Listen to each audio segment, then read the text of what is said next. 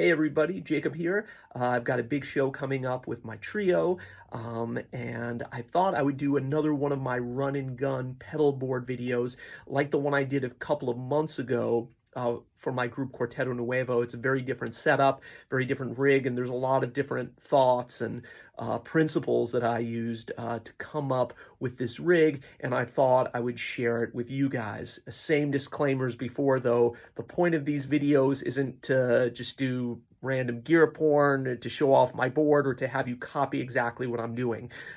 Even what I'm doing is always a work in progress, and it changes for what type of musical situation I'm in. It's more about giving you some basic principles that can inspire you and that you can apply to your playing. So let's check it out. Okay, yeah, as I was saying, this is really going to be run and gun. This is my complete ramshackle makeshift studio here as I'm getting ready for the gig. So yeah, excuse the mess. It shouldn't affect this video too much, I hope. So the first thing you'll notice is on the board I made it even smaller. It's just a 16-inch now. And I want to call your attention to the looper. So I've talked about this a little bit in previous videos, but every single musician needs to have a looper, even if you don't do any live loops on stage. I think it's the most critical practice tool, but more importantly, when you're playing live, you need to have a way of looping yourself so you can go out and hear how you're sounding. So you can listen to yourself away from your acoustic sound and make sure that the sound guy, who almost never knows how a cello is supposed to sound, is mixing you okay. And that's true even in like big professional situations where they're actually good soundmen. Now, the cool part about this Dtto and why I'm using, this is the Dtto Plus, the new Dtto, which got bad reviews in Sweetwater for some reason. I'm not sure why. I think it's freaking amazing. The coolest things that they've added to it, they've kept the incredibly small size, which I love. But what they've added to it is the ability to store presets. And why that's so cool is say, for this gig, I'm using a realist, okay, on my cello. And something else, but that's not important right now. I have saved presets of me playing a pizzicato thing, a legato bowed thing, and a soloed thing. And these are all within the context of my trio. You know, they're just like the beginnings of tunes with the band. So the band can play along. There's even a little click count off, and then it's just, I can sit there and tweak, or the sound man can sit there and tweak, or I can go out and listen to it, and they're just playing around with the loop. And that guarantees me, whatever situation I'm in, that I can really check my sound. Now, how do I route this through the Helix?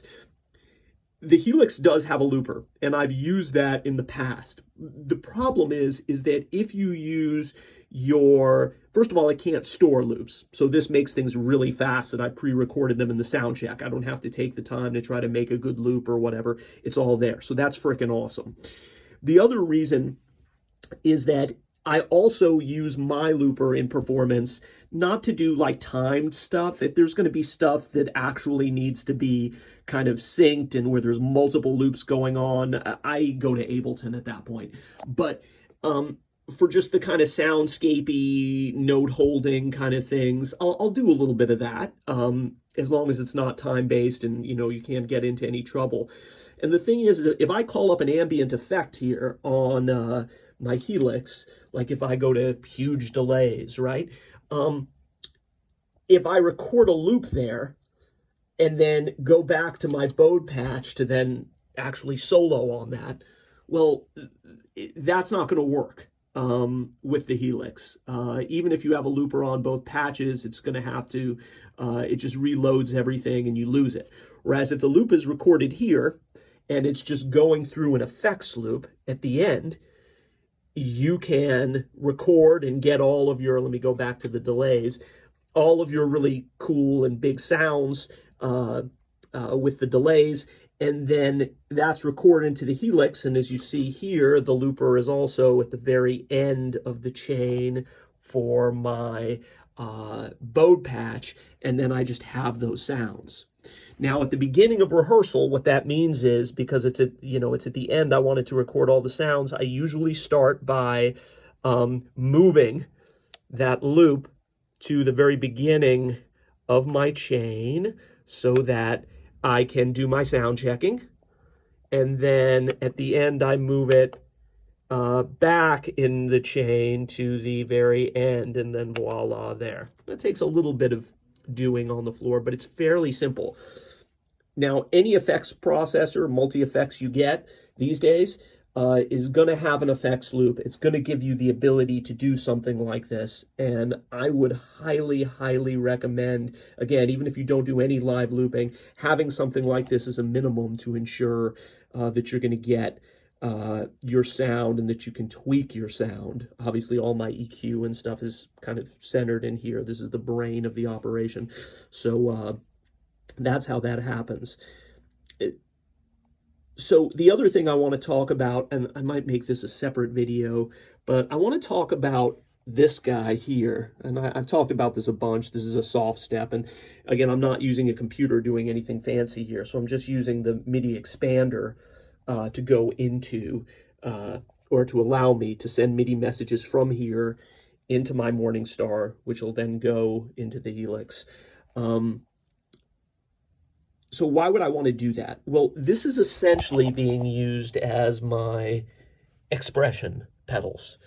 What does that mean? It means volume is just my first step. It means I can do a latch for my octaver.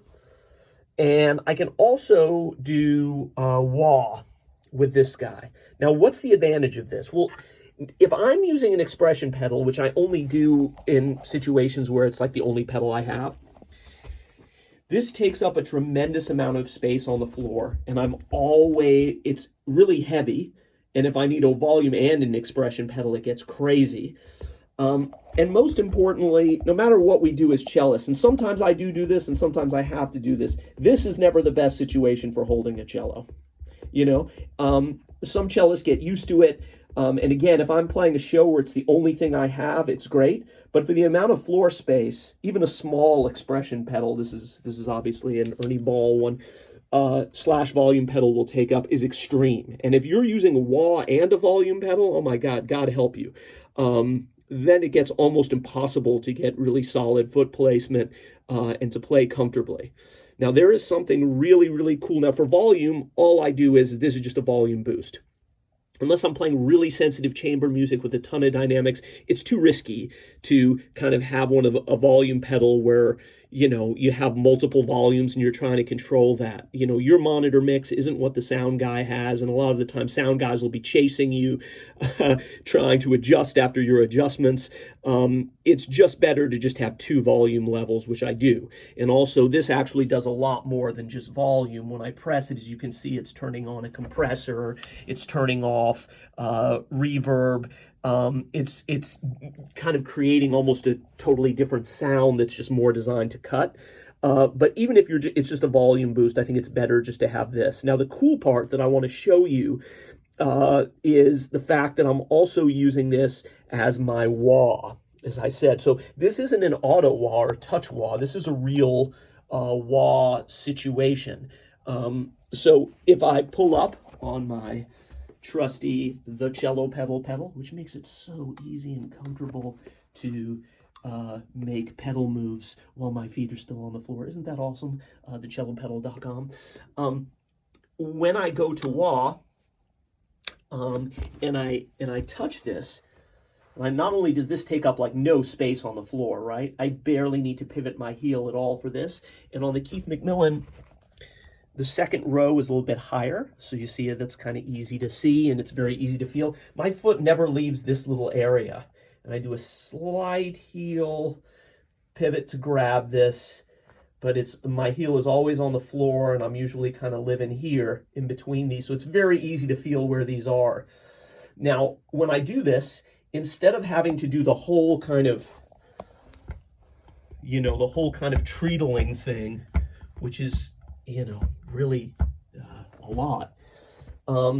the Macmillan allows you to use weight to make this essentially like an actual wah pedal without my heel having to even leave the ground. I can just use different amounts of weight.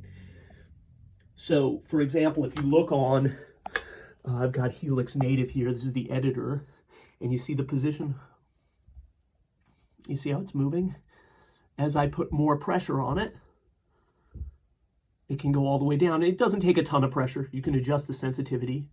But this is a whole other world as a cellist, being able to use expression pedals like this without the lifting of the heel. And that, I think it's a pretty revolutionary thing in terms of comfort and control and all of that. And that's why this is my expression pedals, my volume, my wah, my if I'm controlling how much wetness in a delay I'm bringing in or out, all these crazy things.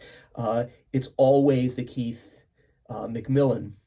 And then, of course, if I'm using Ableton too, some of these things might be assignable to looping and things like that per patch, per song that I'm playing.